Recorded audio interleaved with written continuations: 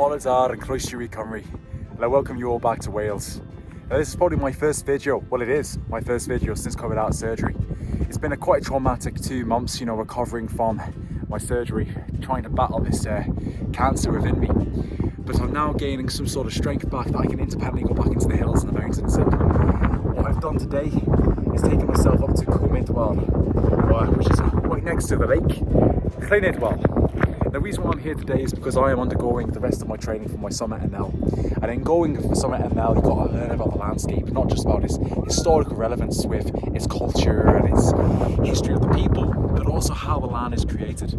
So I'm going to try and talk about a little bit how this formation, this amazing landscape was formed over the millions of years. So again, I am no geologist, I am no historian, so if I do get things wrong, please leave a comment below just to help me learn, because it's all about me learning as well as exploring. But by Christ, I'm so happy to be back here. The land, the weather, it's quite tamed as you can see. It's right behind me. We're going to explore this dramatic landscape of Idwal within the Llyn Valley at the beginning of the Glaciers.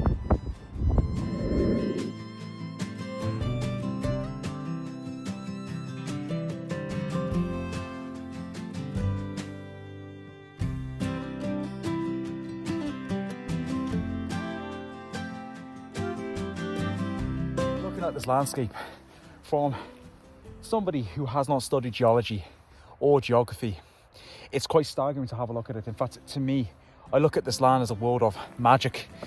Dragons I could imagine when I was little living up towards the Devil's Kitchen.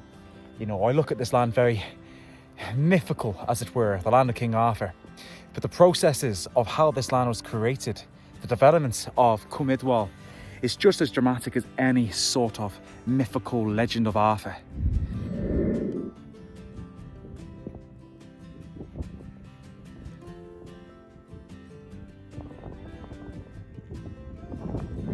Now, much of the deposits and igneous rocks that form the location of Idwal were developed during the Ordovician period in geology terms. This was 450 million years ago. That's a staggering number and really puts into perspective how old this landscape is. In fact, the Ordovician name comes from the ancient tribal people that used to roam this land at the time of the Romans. Now, that was only 2,000 years ago. But this landscape was developed and formed 450 million years ago. Beyond the ancient Iron Age people, this land is truly ancient and spectacular. But when this land was created, it was extremely violent, aggressive, and dangerous. In fact, if we were here to witness the creation of this landscape, we would have most definitely thought it was the end of days, to say the least.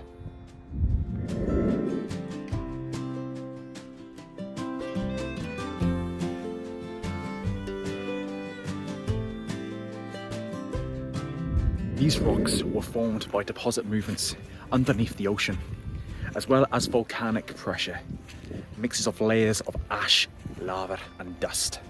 These layers made a layer on the seabed, where tectonic pressures started to take effect.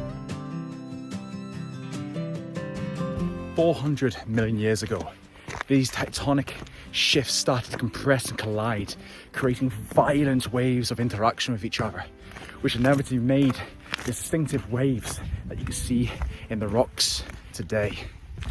Now, at the bottom of these waves are synclines, and behind me you can see Idwal syncline, which is just at the base of the Devil's Kitchen, or Tordor in Welsh.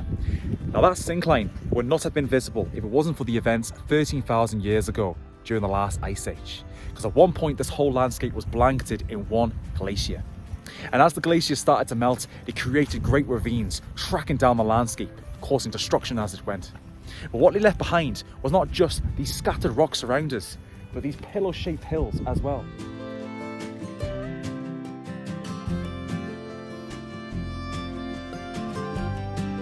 These pillow-shaped hills are deposits from when this glacier melted and created these great ravines.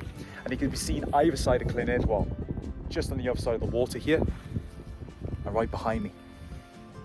But over time, when people started to inhabit this land, they started to become known as places of the dead.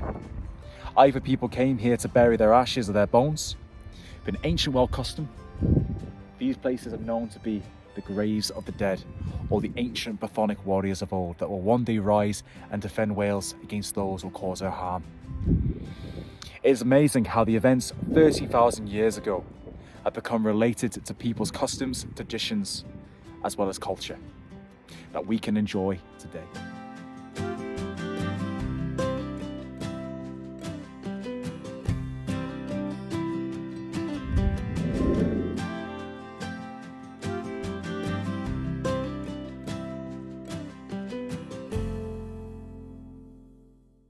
Now, being such a dramatic backdrop, it is quite fitting to have its own legend.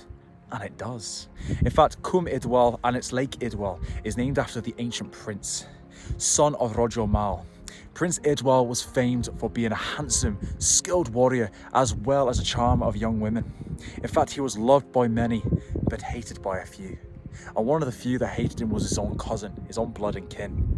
And one day, Idwal and his cousin came up to this region of Snowdonia to go hunting. They took the weekend. And I know it's hard to believe that he went hunting up here, because at one point this whole landscape was covered in forest. It looked very different to what it looks like today. Due to the extensive amount of farming, the change of landscape, Idwal, the Cwm itself, has lost a lot of its trees.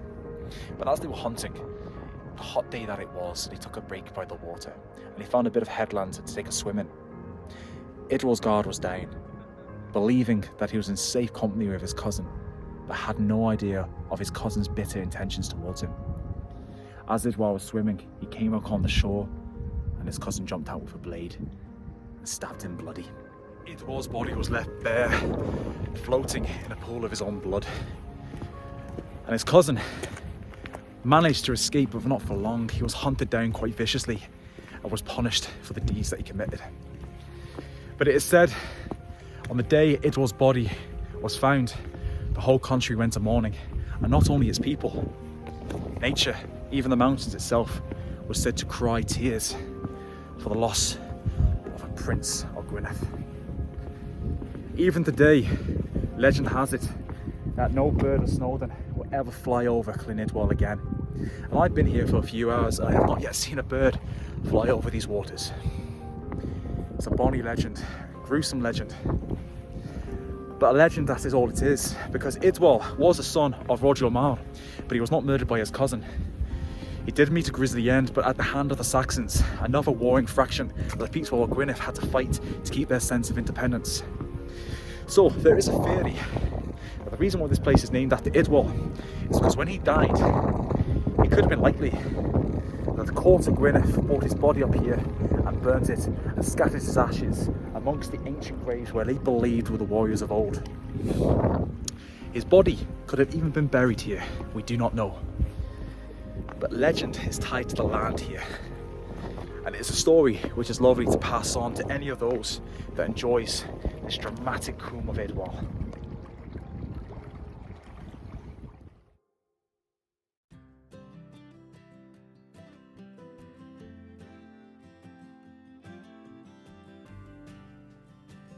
Llyn Idwal is truly a place I recommend all of you to visit, not only for its dramatic backdrop of mountains that were formed 450 million years ago, and not only to enjoy its legends of Idwal and the other stories that are tied to the land here, but I find mountains are a sense of therapy.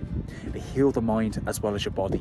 And if you're finding it hard at work, you're stuck in the cities and you need a sense of freedom, this landscape offers it to you.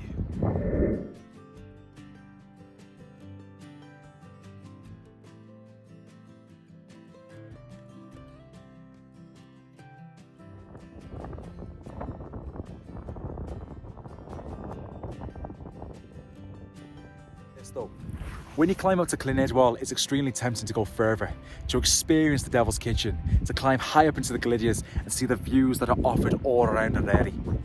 But if your mountain experience is quite limited and you haven't got much experience in hiking and hill walking, then take this into mind, that just because the weather is settled by the Llyn itself and is settled by the bunkhouse does not mean it's going to be so the higher you climb. Every 100 meters you make, the temperature drops by 1 degree. Every 100 meters you make, the wind will get harsher and the visibility will get lower. You see right up towards there, that's Penny Ording going up towards the Carned Eye. And that's Tryfan there. Literally 5 seconds before I made this segment of this video, that was clear at the top. So when you climb higher and higher, the weather will change, and it will change in the blink of an eye.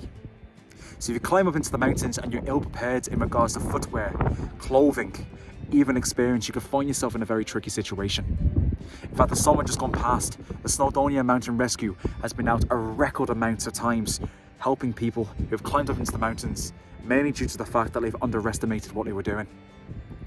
So, come up here, enjoy the mountains, but give yourself a sense of foundation how to look after yourselves out here. The internet offers you all sorts of experience, from people's experiences climbing up, the sort of footwear, clothing that you might need, and trails, as well as the gradients of it, what is difficult, what is not.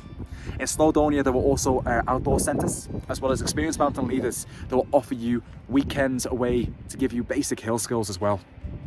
And I say this not to be patronising, because I too am a mountain leader in training. I've done a mountain leader training course, and one thing it has told me, and one thing I have taken away from it, is how the weather can really change and how it can really give you a massive impact on your day out. So come to Llyn Idwal, enjoy this landscape, be safe, give yourself a sense of experience, but training yourself to enjoy the mountains that will give you that sense of freedom.